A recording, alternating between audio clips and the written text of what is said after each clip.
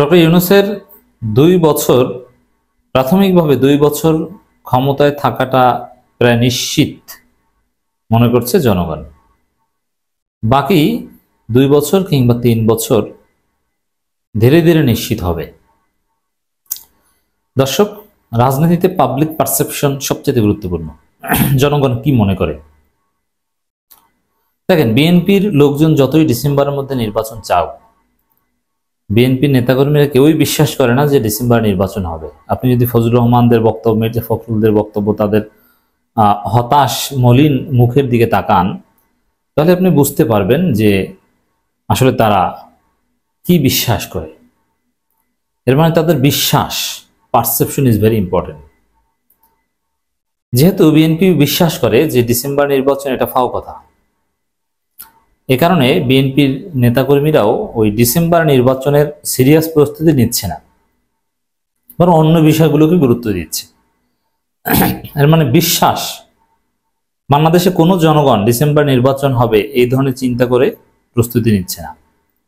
বিশ্বাসটা কর্মের পদ্ধতি তৈরি করে। এই জন্য বিশ্বাস, পারসেপশন ইজ ভেরি ইম্পর্টেন্ট। দেখেন, ডক্টর ইউনূসকে মানুষ কিভাবে ডিল করে, কিভাবে কথা বলে, বা তাকে কিভাবে ভালোবাসা দেয়।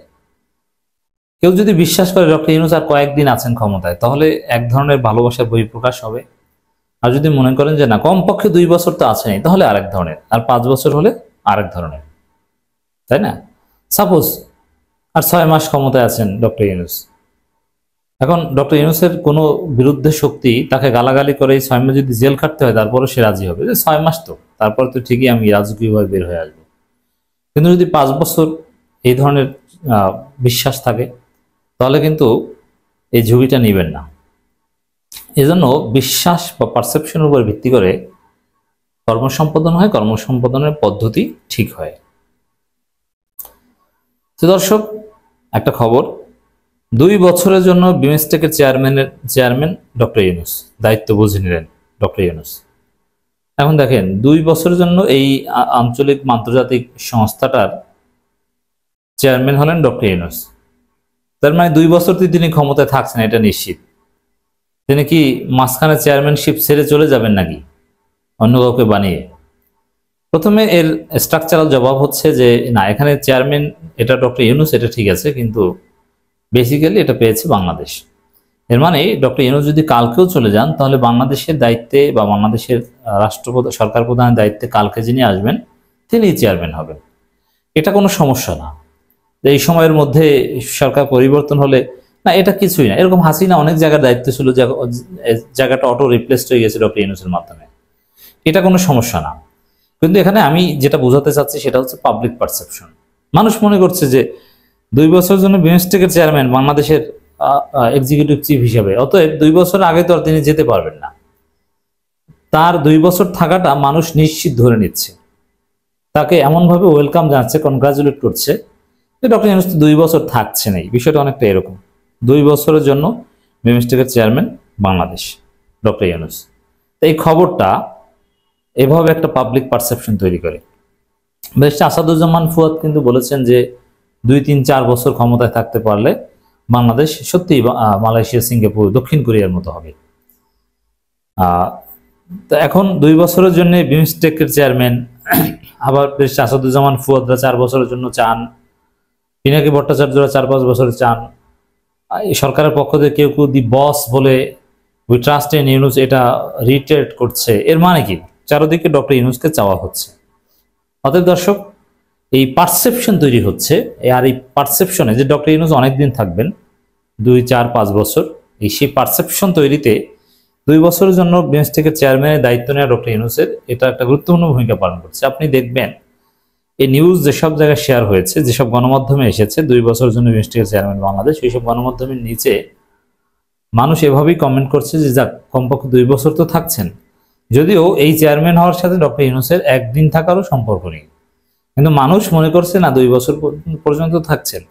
এজন্যে মানুষের এই বিশ্বাস বা এই পারসেপশন, এটা তাদের ওয়ে অফ বিহেভিয়ার, তাদের চিন্তা, তাদের রাজনৈতিক দর্শন নির্ধারণে ভূমিকা পালন করবে। আগামী 2 বছরের মধ্যে বিমস্টেকের চেয়ারম্যানের দায়িত্ব পেয়েছে বাংলাদেশ। থাইল্যান্ডের প্রধানমন্ত্রী পেতাংতান সেনাওয়াত্রার কাছ থেকে দায়িত্ব বুঝে নেন অন্তর্বর্তী সরকার প্রধান উপদেষ্টা ডক্টর মোহাম্মদ ইউনূস।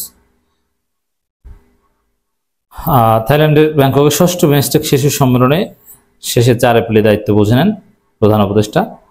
শীর্ষ সম্মেলন শুরু হয় অংশগ্রহণকারী নেতাদের একটি প্রতীকী গ্রুপ ছবির মাধ্যমে। এরপর থাইল্যান্ডের প্রধানমন্ত্রী বিদেয়ী সভাপতি স্বাগত ভাষণ দেন। মিয়ানমার এবং থাইল্যান্ড সাম্প্রতিক ভূমিকম্পে নিহতদের স্মরণে 1 মিনিট নীরবতা পালন করা হয়। এরপর প্রধান উপদেষ্টা অধ্যাপক মোহাম্মদ ইউনূস এবং অন্যান্য বিমস্টেক নেতারা আঞ্চলিক সহযোগিতার বিষয়ে তাদের দেশের দৃষ্টিভঙ্গি তুলে ধরে বিবৃতি প্রদান করেন। তো দর্শক, অনেকেই বক্তব্য দিয়েছে, কিন্তু ডক্টর ইউনূসের বক্তব্যই সবচেয়ে বেশি আলোচিত হয়েছে। যত নেতা ছিল, বিশ্ব নেতা ছিল বিমস্টেকে, মোদি সহ, ডক্টর ইউনূসের বক্তব্য সবচেয়ে বেশি কাভারেজ পেয়েছে ইন্টারন্যাশনাল মাধ্যমে, এবং মানুষের আকর্ষণ ছিল বা অন্যান্য নেতাদেরও আকর্ষণ ছিল, এবং সবচেয়ে বেশি সম্মান, ভিআইপি স্ট্যাটাসও পেয়েছে, প্রোটোকলও পেয়েছে প্রফেসর ডক্টর মোহাম্মদ ইউনূস। এমনি সিকিউরিটি প্রোটোকল সবার জন্যই পর্যাপ্ত, কিন্তু তার বাইরে যে একটা মানুষের আকর্ষণ থাকে, এই দিকটায় ডক্টর ইউনূস সবার উপরে অবস্থান করেছেন বা করছেন। এছাড়া ডক্টর ইউনূসের বিভিন্ন বক্তব্য আলোচিত হয়েছে। ডক্টর ইউনূস তার বক্তব্যে অন্তর্বর্তীমূলক এবং কার্যকরী বিমস্টেকের উপর জোর দেন এবং আঞ্চলিক রাষ্ট্রগুলোর বিষয়ে বাংলাদেশের দৃষ্টিভঙ্গি এবং অগ্রাধিকার উপস্থাপন করেন। আঞ্চলিক সহযোগিতা উন্নয়ন এগিয়ে নিতে বাংলাদেশের প্রতিশ্রুতি পুনর্ব্যক্ত করেন তিনি মুক্তবাজার বা এফটিএ সংক্রান্ত বিমস্টেক ফ্রেমওয়ার্ক চুক্তি বাস্তবায়নের জরুরি প্রয়োজনীয়তার উপর জোর দেন এবং আঞ্চলিক যোগাযোগ সম্পর্কিত বিমস্টেক মাস্টার প্ল্যান বাস্তবায়নের গুরুত্বের উপর জোর দেন। এই বিমস্টেককেও যে কারণে প্রতিষ্ঠা হয়েছিল, এক্ষেত্রেও যদি কোনো অগ্রগতি ঘটাতে হয়, তাহলে সদস্য দেশগুলো ডক্টর ইউনূসকে চাইবেন যে সে মনে হয় বিশেষ কিছু করে দিতে পারবে, এরকম একটা অবস্থা। ডক্টর মোহাম্মদ ইউনূস মিয়ানমারের রাখাইন রাজ্যে স্থিতিশীলতা প্রতিষ্ঠায় মিয়ানমারকে সম্পৃক্ত করার জন্য বিমস্টেকভুক্ত রাষ্ট্রগুলো আরও দৃশ্যমান সক্রিয় ভূমিকা রাখার আহ্বান জানান। বাস্তুচ্যুত রোহিঙ্গাদের নিজ ভূমিতে প্রত্যার্পণের জন্য একটি অনুকূল পরিবেশ তৈরি হয়। উল্লেখ্য, 1997 সালে প্রতিষ্ঠিত বিমস্টেক আঞ্চলিক সহযোগিতার জন্য বিশেষ করে বাণিজ্য, প্রযুক্তি, পরিবহন, জ্বালানি এবং সন্ত্রাসবাদ দমনের ক্ষেত্রে ক্রমবর্ধমানভাবে একটি গুরুত্বপূর্ণ প্ল্যাটফর্ম হিসেবে নিজেকে প্রতিষ্ঠিত করেছে। বিমস্টেকের সনদ অনুসারে সদস্য রাষ্ট্রগুলোর মধ্যে চেয়ারম্যান পদ ক্রমানুবর্তিত অবর্তিত হয়। যাই হোক, ডক্টর ইউনূসের ক্ষেত্রে পারসেপশন যে 2 বছর তার ক্ষমতা নিশ্চিত, আর বাকি যে 3 বছর জনগণের চাওয়া, সেটা ধীরে ধীরে হবে। এজন্য আমি যেটা বলি, জনগণের চাওয়াই হচ্ছে ডেমোক্রেসি। জনগণ যদি চায় এবং সেটা যদি জাতির জন্য মঙ্গলজনক হয়, ডক্টর ইউনূস থাকতে বাধ্য হবে। জনগণ ডক্টর ইউনূসকে ক্ষমতা থেকে নামতেই দিবেন না, যমুনা ঘিরে ধরবেন, ঢাকার রাজপথ আটকে দিবেন যে না, আপনি ক্ষমতা থেকে যেতে পারবেন না, আপনি দেশ চালান, সংস্কার করুন, তারপরে প্রয়োজনীয় পরিবেশ তৈরি করে নির্বাচন দিন। এমনকি তিনি যদি সুস্থ থাকেন, তাহলে যারা নির্বাচিত হবে তাদের উপরও জনগণের প্রত্যাশা থাকবে, চাপ থাকবে যে ডক্টর ইউনূসকে উপনির্বাচনে জিতিয়ে বা কোনোভাবে জিতিয়ে তাকে প্রধানমন্ত্রী বানান, অথবা প্রেসিডেন্সিয়াল ফর্ম অফ গভর্নমেন্ট আসলে আবার ডক্টর ইউনূস পদত্যাগ করুক, পদত্যাগ করে তারপরে রাষ্ট্রপতি নির্বাচন করুক, আর নির্বাচন তো জিতবে নিশ্চিত, তারপরে তিনি রাষ্ট্রপতি থাকবেন নির্বাচিত। মানুষ এভাবে হইলেও তাকে চাইবে।